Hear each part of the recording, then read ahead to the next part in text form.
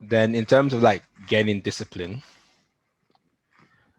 so again, when it comes to you need to do, probably won't have enough time in this evening to do it, but you need to kind of like reset, kind of like both in terms of how you spend your time, what's important to you, define why they're important to you, and what you want to achieve. And Sorry. Before you continue, I just want to copy this link. 2 seconds. Sorry. sorry. The link is in the. I Okay, I said before you continue talking. Yeah, I just wanted to copy that. cool. Okay, now you can say. Go on. Yeah, so obviously we probably won't have enough time in this one, but basically, if you before you to get the discipline back, it's about taking yourself, on, let's say, on a little journey from 0 to 15, then from 15 to 23, 23 to 37, like, not hitting yourself from, okay, I'm going to wake up tomorrow and kid's gonna be disciplined. No, no, no, it doesn't work that way. It doesn't work that way. Yeah, So, of course. so one of the first things I'll tell you in terms of reading, your aim should be to read once a day, at Mm-hmm. least one page a day. That's all you need to do. Take that as your Mm-hmm. goal. Tell yourself the overachiever inside, tell that person to chill. All you need to do is one page a day. Okay. Because I know as you're telling you now in your Okay. head, you're saying, okay, I can make it two. No, no, no. Just one page. Even though I explained it before, One page. just One one page. page. That's the goal. If you do Yeah. more, One page. then pat yourself on the back. You've done well. But Yeah. if you don't do it, then you know that you're flopping. Because when life gets, this is the thing. People just take that one page so easily, but when life gets busy, that's when you really be testing yourself. One page every day. Uh-huh. That's how you develop the habit. One, two. Um, Again, you need to kind of like reset your life, look at your timetable in terms of work, all these kind of things, and then making sure that you are getting the best out of everything. So, are you sleeping well? And when I say sleep well, not that you're getting 8 hours, but you're getting a consistent 8 hours at a decent time. Um, there's actually, I don't know what it is, but there's a difference. Even if you slept at 12 and woke up at 8 a.m. and slept at 10 and woke up at 6 a.m., there's a big difference in the quality of sleep you have from the earlier you sleep. Even somebody who slept at 9 and woke up at 3, only had 6 hours, probably had a better quality of sleep than somebody who slept at 11 and woke up at 7. There's something weird about your body and that, but just know how you sleep effectively. So, sleeping well, Yeah. eating well. Okay. Are you Okay. eating at least 3 times a day? Are you eating Yeah. because you need to, not because you want to eat? A lot of people is like, I don't feel the urge to eat. Your body, especially breakfast, is the most important meal of the day. Why? Because even if some people don't, some people their last meal is at 6, 7 p.m. Yeah. So that Okay. means gone. So I don't have any issues with food whatsoever. I think I even overeat. Mm-hmm. Um, I eat 5 meals a day. Okay. Yeah. I mean, that's excluding snacks. I feel like Okay. what I need to do is even reduce the eating. But yeah, go on. Look, the amount you eat in terms of quantity is not the problem. The whole thing about it is, do you use the calories coming? Like me personally, I've never had a diet, but I typically use probably even more calories than I have even coming in. So even if I have a mountain, didn't do, it's not showing up because it's all about calorie in out. How much do you use? How active are you? Are etc. If you Yeah. see these strong men, these guys who are doing, if you see what they're eating, it's making me sick anyway. They're just eating, eating, eating. Yeah, it's like chill. So in terms of, but just Yeah, as, so gone. I used to use the calories when I actively worked, but now I work from home Yeah. remotely, so none of the calories are being used. So then now you need to see how you, what's it called, get active. So every kind of like Yeah. hour and a half, you need to get up from your desk and move around for a little bit, get your blood moving, because again, this is about overall health. If people think, okay, I'm just at home, a lot of us develop back problems because of just being in office for a long time.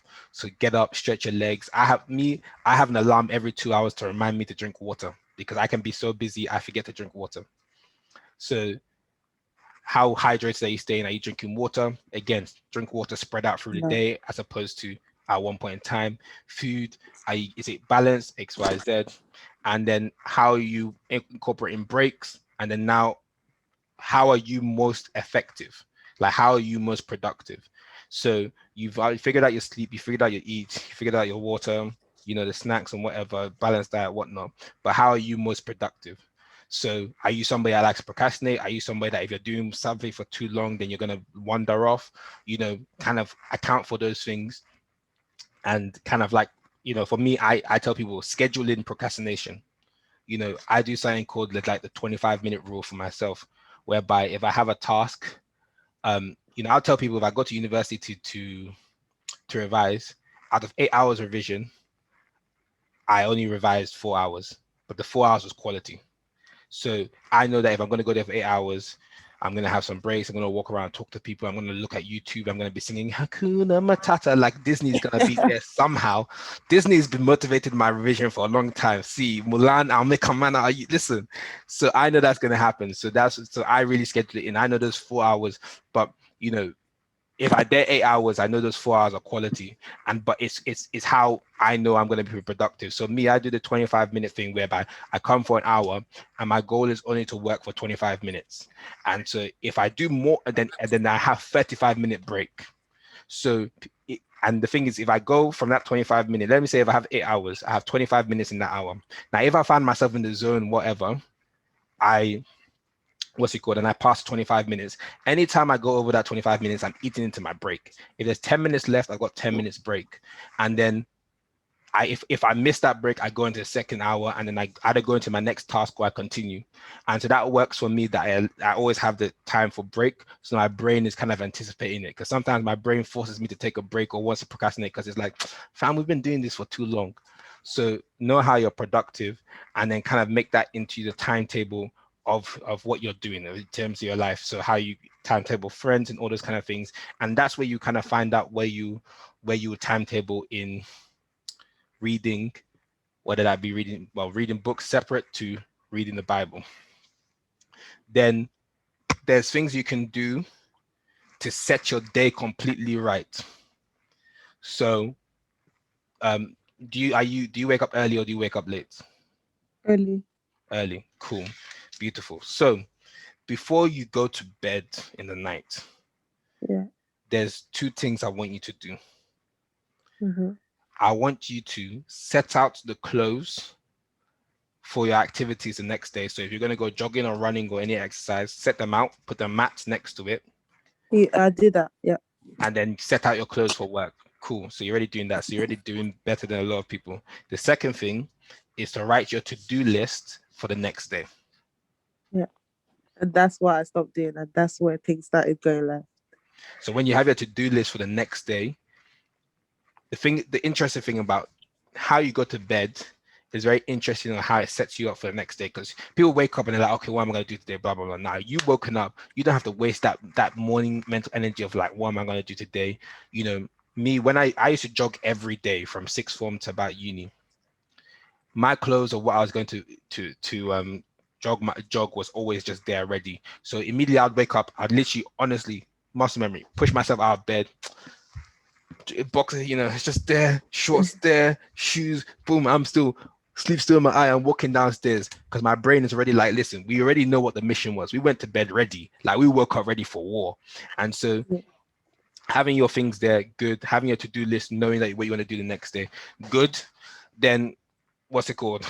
Then before you go to bed, then again, it depends how you want to set up your day and how you fit, like either reading around that time or reading in the morning. You know, maybe you want to choose reading the Bible in the night, read the book in the morning, or read the book in the night, or read the book, or do both. One page of the Bible, one page of the book before you go to bed, because you want to kind of dissociate from your phone a bit before you get to bed, so you can start reading. And that's a good way to kind of tune out. You can feed your brain a little bit, and you've just read your one page, and then that's what you're aiming for. If you get better interested, cool. And then just aim to go to bed at the same time every day, and drink as much water as you can possibly drink. Spread it out, not as much as you can possibly drink because you'll be peeing a lot, but drink a lot of water consistently over the day. Because staying hydrated, staying motivated, and then just exercise a bit more, like, you know, and then all the other things about like, defining what your relationship with God is, for me, is one of those ones. It's one step at a time. There's a simultaneous thing, because I think people kind of negate that word relationship. This is like when that's the reason why I asked you, do you trust in yourself? Because when it comes to relationship, everybody brings something to the table. You don't just wait for people are just waiting for God to carry the whole relationship, and he's just looking at you like, you're not gonna even open the door for me, like, what go on, like, how's it gonna go? So everybody needs to understand that when it comes to relationship with God, in terms of getting there, you have something to bring to the table, and you have abilities, and it's okay for you to trust in your abilities. Maybe not want to completely rely on yourself, not just in terms of devoid of God, but just devoid of anybody else. Don't be hyper independent, but understand independence is very important. But be able to trust in your abilities, that I can do this. It's not that bad. But then you can also, trust in God in that same thing, because He helps those who help themselves. So, most people, when He said, if you look at the Bible, when He told Moses, "Go and free my people," Moses was like, "Yo, what am I? Like, you told me to go free your face. Like, go. How am I gonna do it? Like, you're my bro. I just told you to go. Like, and people are there stuck, just like, I mean, should I go left? Should I go right? Left foot, right foot? Because like, I told you to go. You're asking too many questions.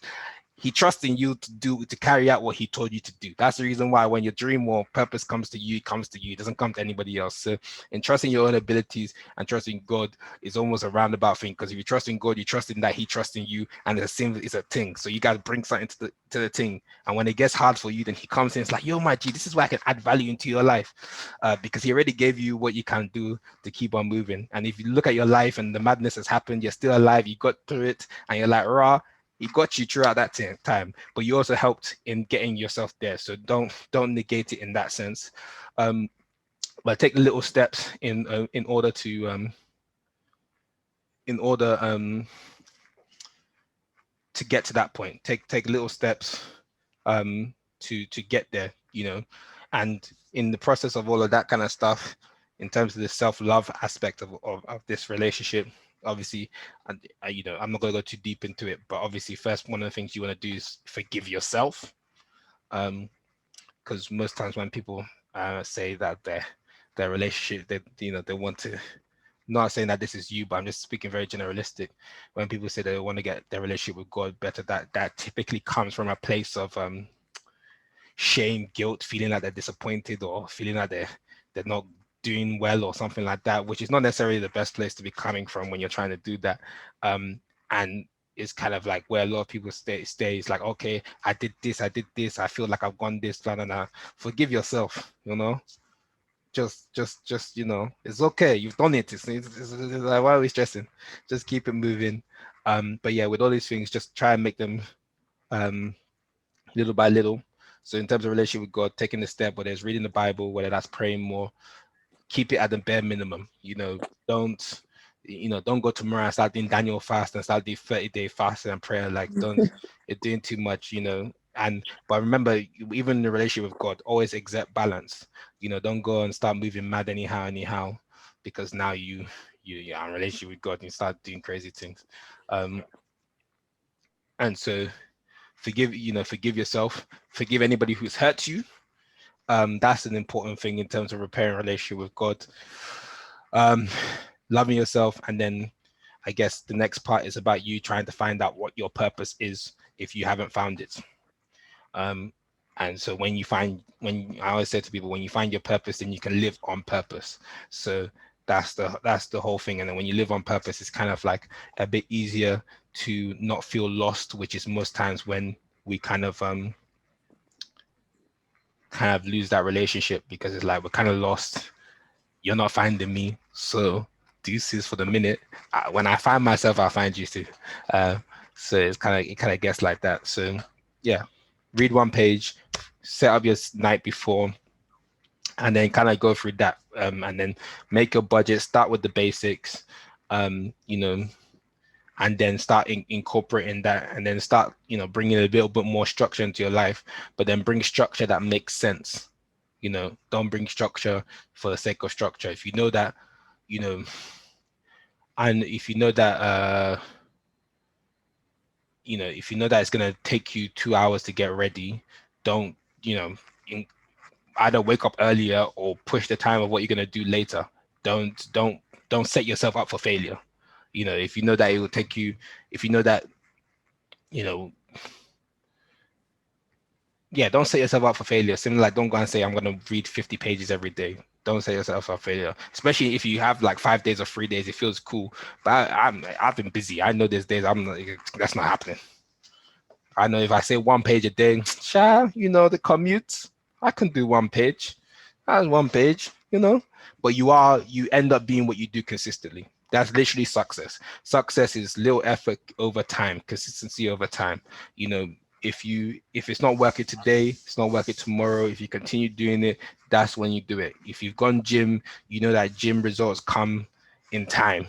For those who end up trying to get frustrated doing shortcuts, whether that's waist trainer or be, suck lipo or, go to Turkey or Dubai or any of those kind of things, it comes back to flop them afterwards anyway. So yeah. But I feel Sorry, like, I'm right in what you're saying. yeah, no, Yeah. I feel like I've said a lot, so I'm gonna